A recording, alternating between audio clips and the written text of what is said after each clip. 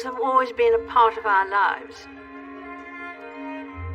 I think there's a difference to watching a home movie when you know who it is on the other side of the lens, holding the camera. It adds to the sense of intimacy. Like many families, my parents wanted to keep a record of our precious moments together.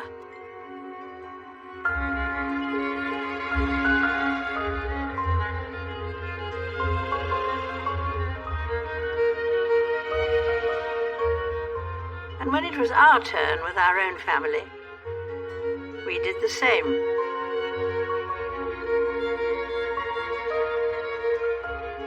I always enjoyed capturing family moments. Private photos can often show the fun behind the formality.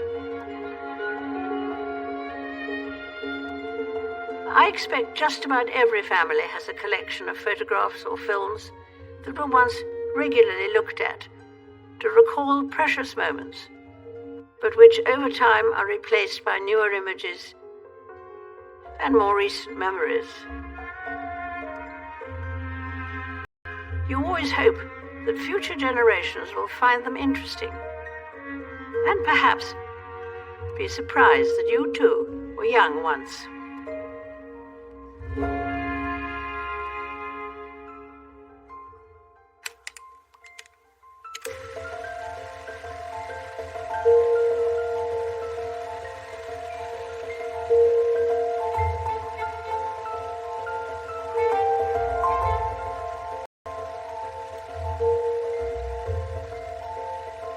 To look back is not necessarily to be nostalgic.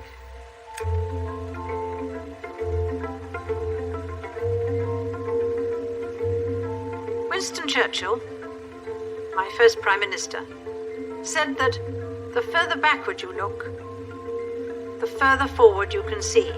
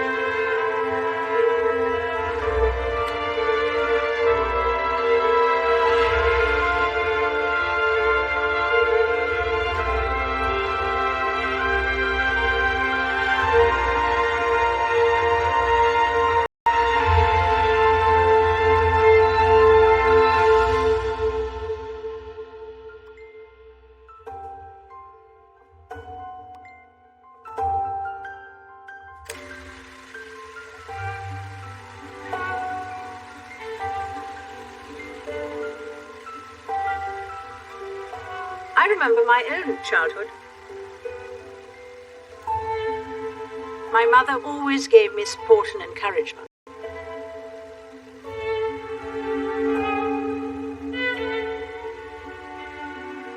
She had an infectious zest for living.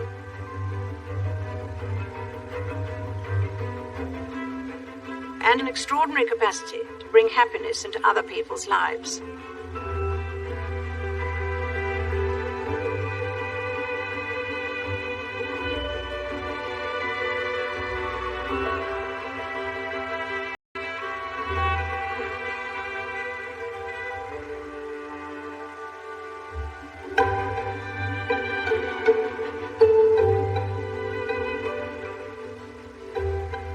My father served in the Royal Navy during the First World War.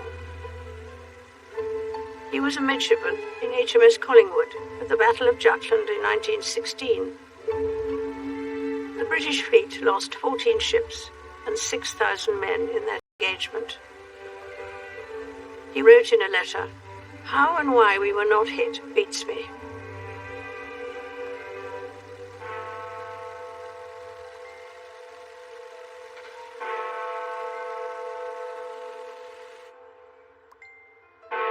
Like others, he did not love.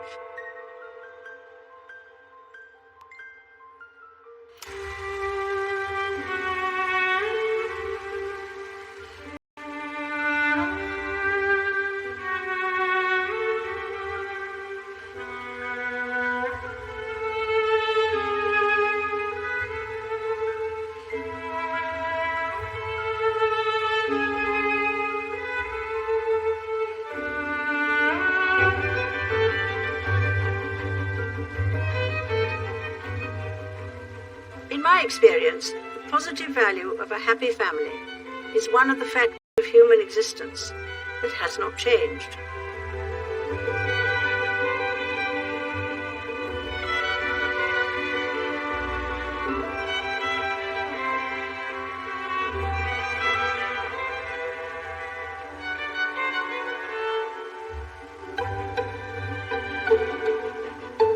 Faith, family, and friendship have been not only a constant for me, but a source of personal comfort and reassurance.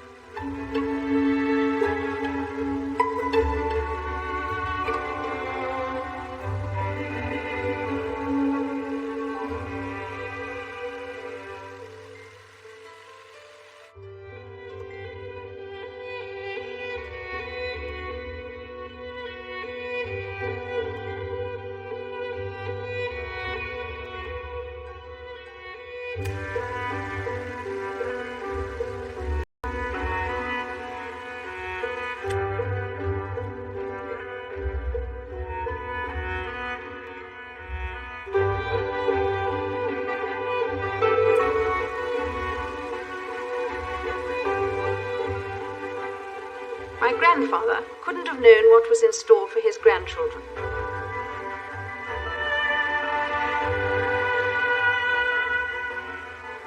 Yet his faith in the future gave him a quiet confidence that the stern tests would be overcome.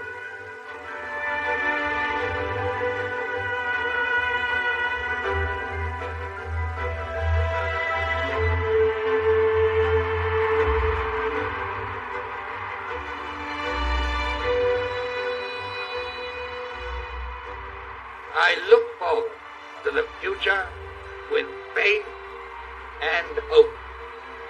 It is to the young that the future belongs. And when the time comes, be ready and proud to give to your country the service of your work, your mind. 8 months of the Silver Jubilee, King George lay dead. King George V, greatly loved and gratefully remembered.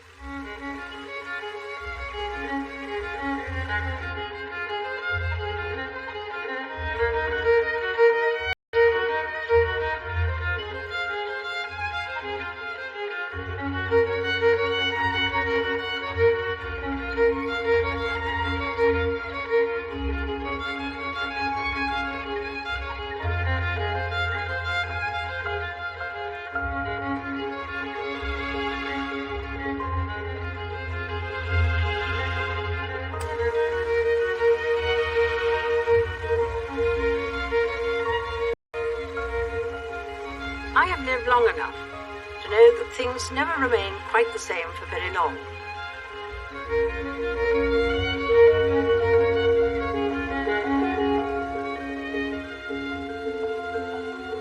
No one can make history stand still. Events and situations change at startling speed.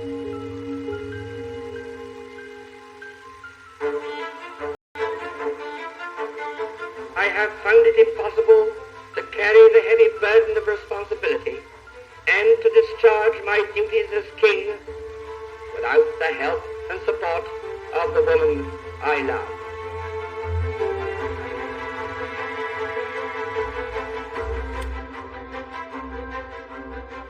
This decision has been made less difficult to me by the sure knowledge that my brother, with his fine qualities, will be able to take my place forthwith. And he has one matchless blessing, enjoyed by so many of you, and not bestowed on me a happy home with his wife and children. God bless you all. God save the King.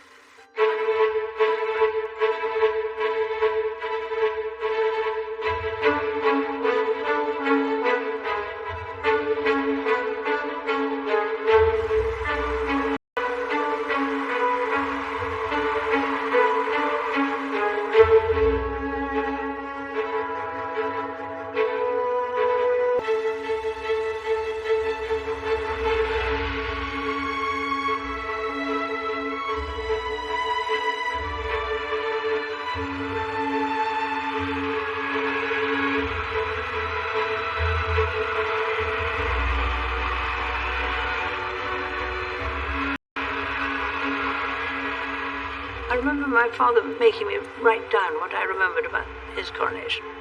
It was very valuable. We crouched in the window, looking onto a cold, misty morning.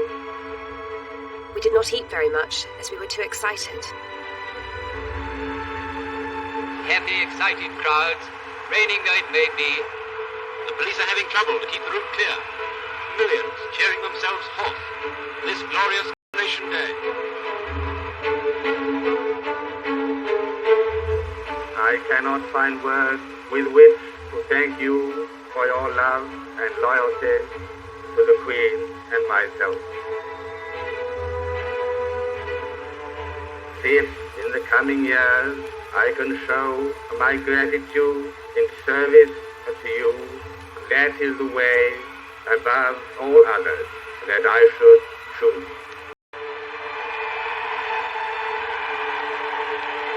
Those 8 magnificent greys drawing on that almost unbelievable state coach with their Majesties the King and Queen.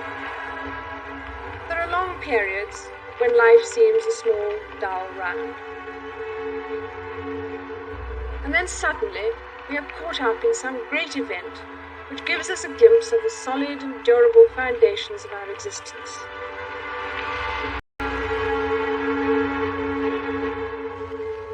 The members of the royal family take their places.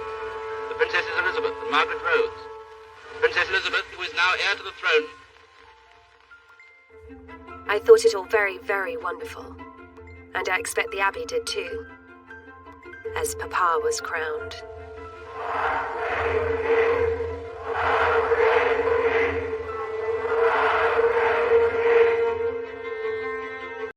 At the end, the service got rather boring, as it was all prayers. Granny and I were looking to see how many more pages to the end. At the bottom of the page, it said Finis. We both smiled at each other and turned back to the service.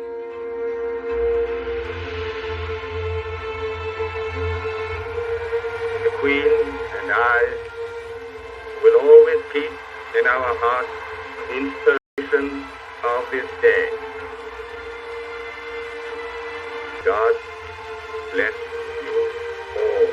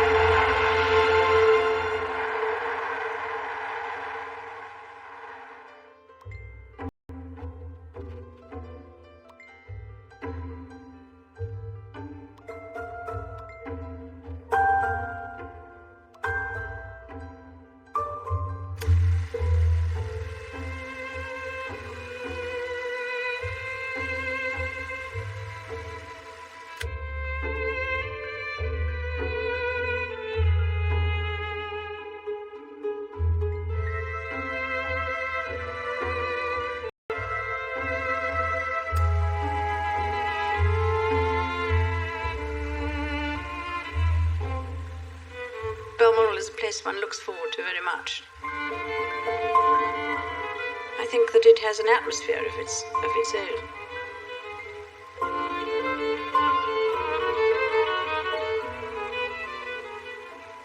families so often treasure their routines and embrace the roles, traditions and values that mean so much to us. I see it in my own family, and it is a source of great happiness.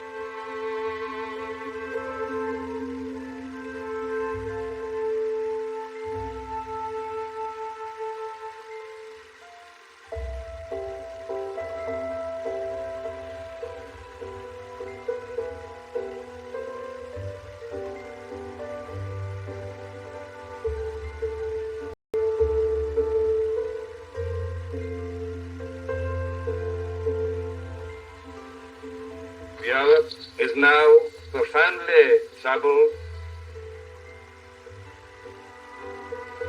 I would end with a special word of greeting to those of my listeners who are young. That the skies are overcast in more than one quarter at the present time. And do not lose heart. Life is a great adventure. The key to all true progress lies in faith, hope, and love.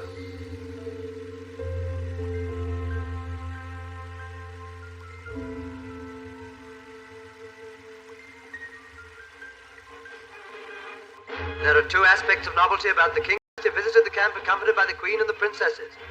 In this camp, composed of an equal number of working lads and public school boys, the same spirit of comradeship prevailed, and His Majesty sampled all the amusements. Of course, the amateur cameras were very busy.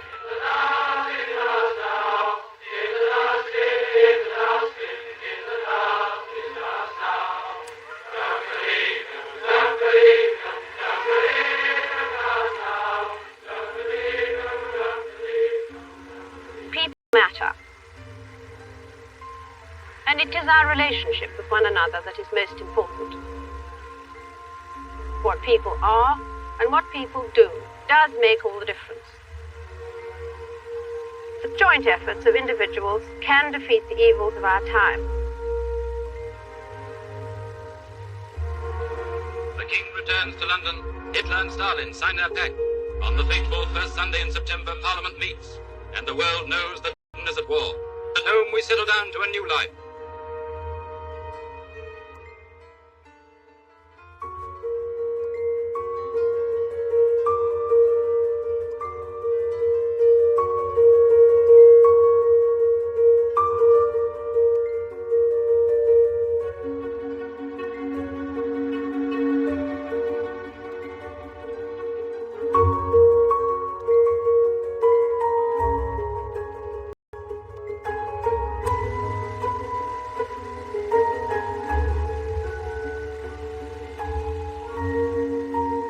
Parents would like their children to grow up in peace and tranquility.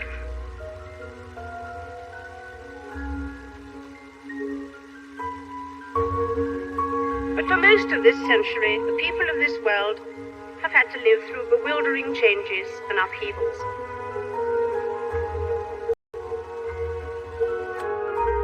Darling Granny, we have been very busy knitting lately. We made a blanket for the evacuees, also some jumpers and stockings. I do hope we will not get any air raids. Hitler is a horrid man. Let us hope that this war will not last long.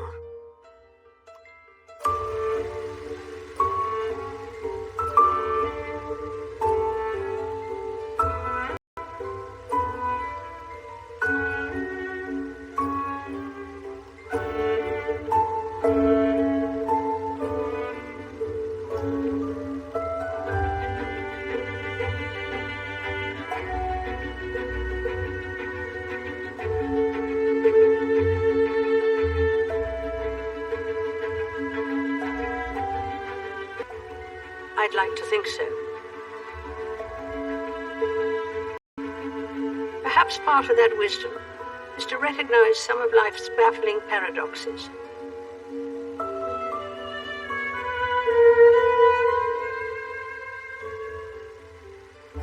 Such as the way human beings have a huge propensity for good. And yet, her capacity for evil.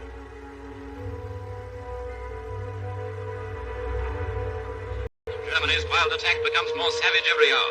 Down swoop their bombers on undefended towns, down upon women and children. The outlook seemed bleak.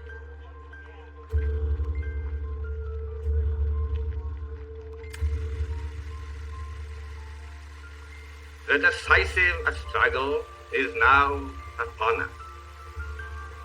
The issue is now at play. It is life or death for us all.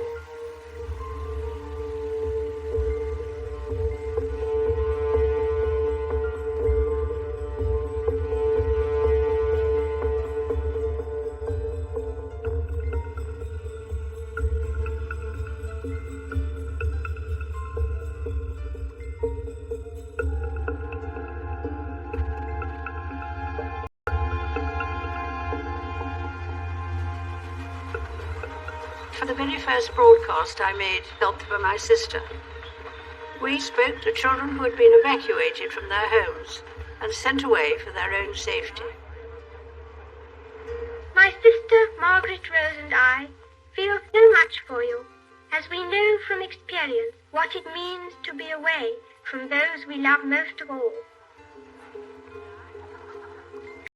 My sister is by my side, and we are both going to say good night to you. Come on, Margaret. Good night, children. Good night, and good luck to you all.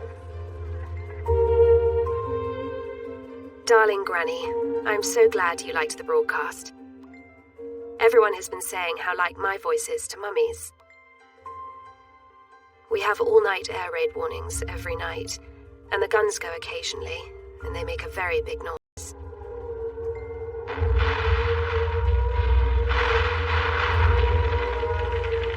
The war affected everyone, and no one was immune from its impact.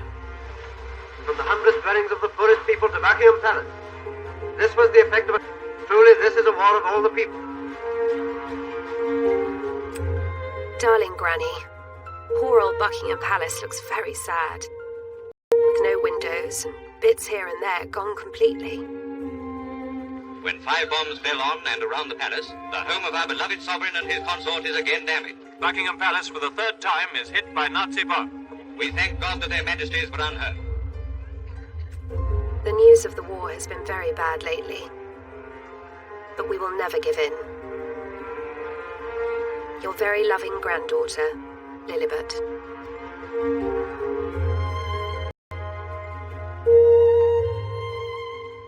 It is not enough simply to do our jobs.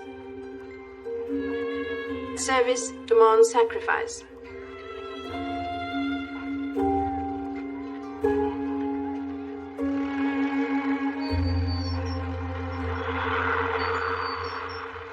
We mourn the passing of the King's younger brother, who lost his life on active service. The Duke, who was an airman in his own right, had undertaken duties concerning the welfare of RAF personnel and was on his way to Iceland when the crash occurred.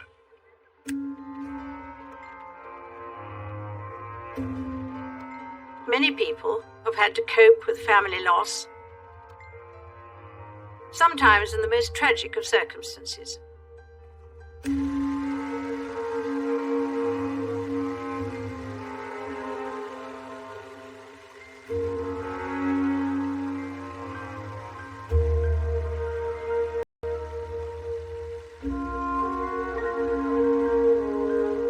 Darling Granny, it was so very sad about poor Uncle George.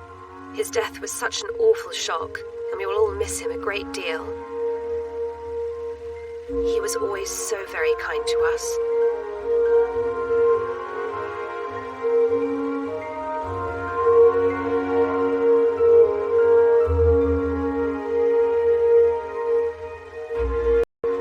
We sometimes think the world's problems are so big that we can do little to help.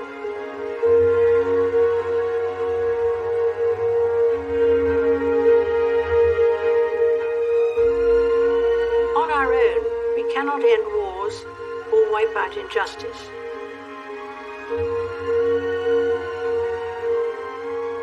the cumulative impact of thousands of small acts of goodness can be bigger than we imagine.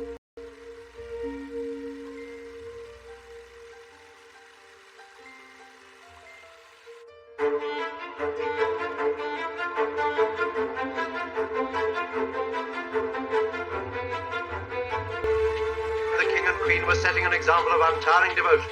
The King, heartened by periodic visits to all those fighting services of the Empire of which he is Commander-in-Chief. By his visits to his forces, my father brought encouragement to those who had long been parted from their homes and families. He was the living symbol of our steadfastness. He never wavered in his faith that with God's help, the cause of freedom would prevail.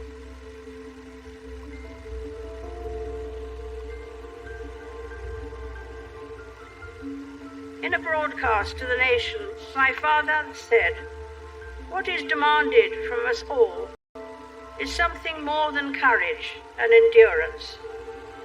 We need a revival of spirit, a new, unconquerable resolve.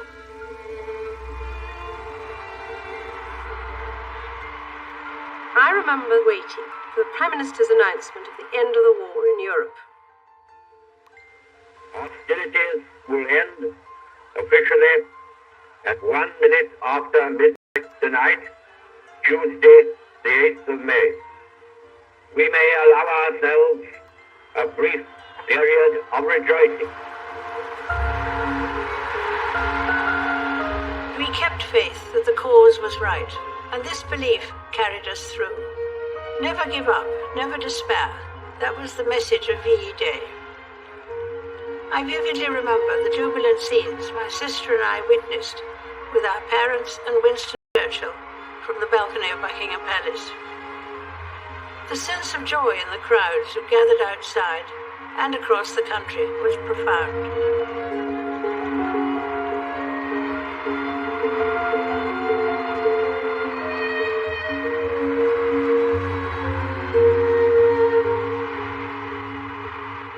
My sister and I realized we couldn't see what the crowds were enjoying. So we asked my parents if we could go out and see for ourselves. I remember we were terrified of being recognized. I pulled my uniform cap well down over my eyes.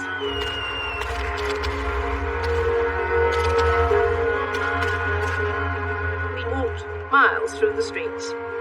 I remember lines of unknown people linking arms and walking down Whitehall, all of us just swept along on a tide of happiness and relief.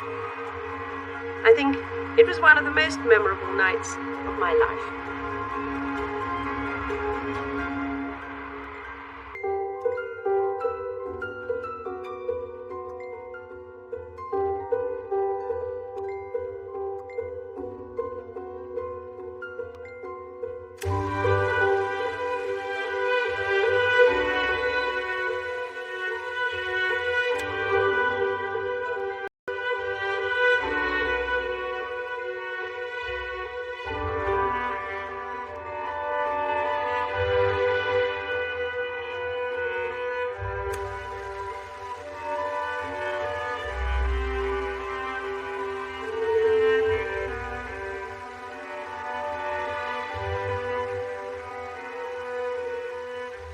My father expressed undiminished hope and trust in the future. Have faith in life at its best, and bring to it your courage, your hopes, and your sense of humor.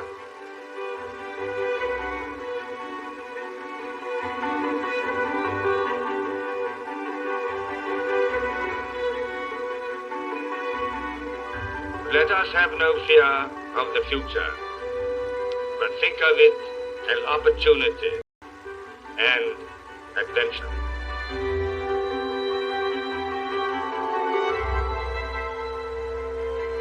No official announcement of the Princess's engagement had yet been made. The name of Lieutenant Philip Mountbatten, formerly Prince Philip of Greece, has been repeatedly mentioned throughout the world. To inquirers about her engagement, the Princess said, "You must wait and see."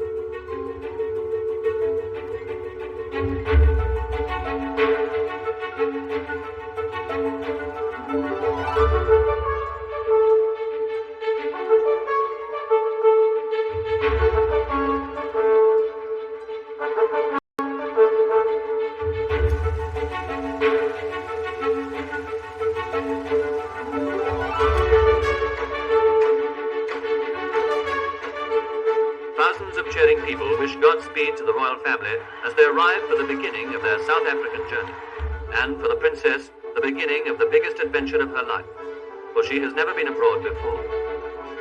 For anyone else, this would be a holiday. But she is the future queen on the eve of her 21st birthday, and she has exacting duties ahead of her.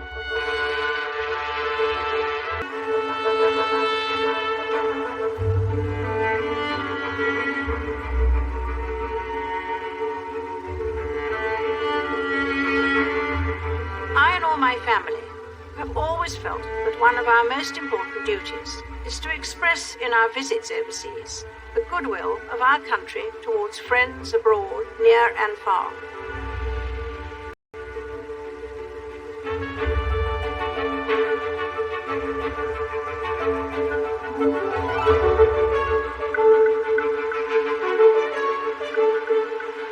My sister and I were very glad to have been able to accompany our parents.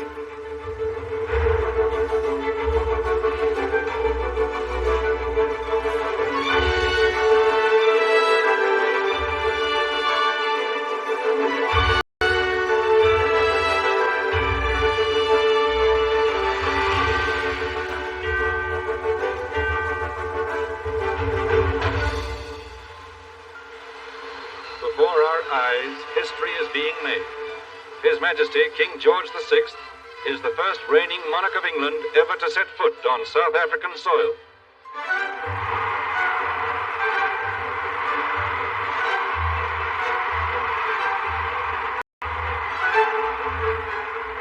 My first and highly memorable experience of South Africa was in 1947. You can imagine how vivid the contrasts between that visit and my next were, nearly half a century later.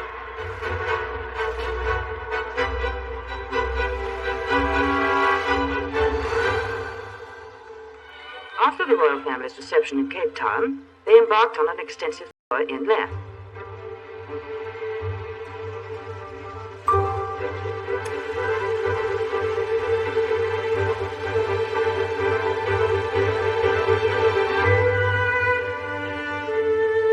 We share the same world,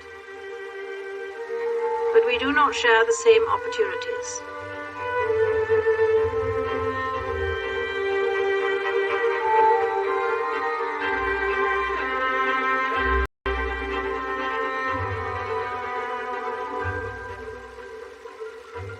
A tolerant society actively develops the people who belong to it and enriches their lives because it values their diversity.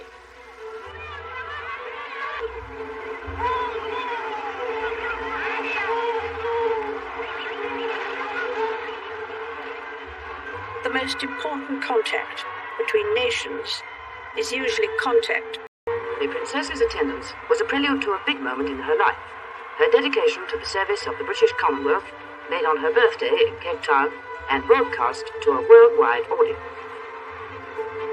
Darling Granny, I am now preparing for my Empire broadcast on my birthday, which is rather a terrifying prospect.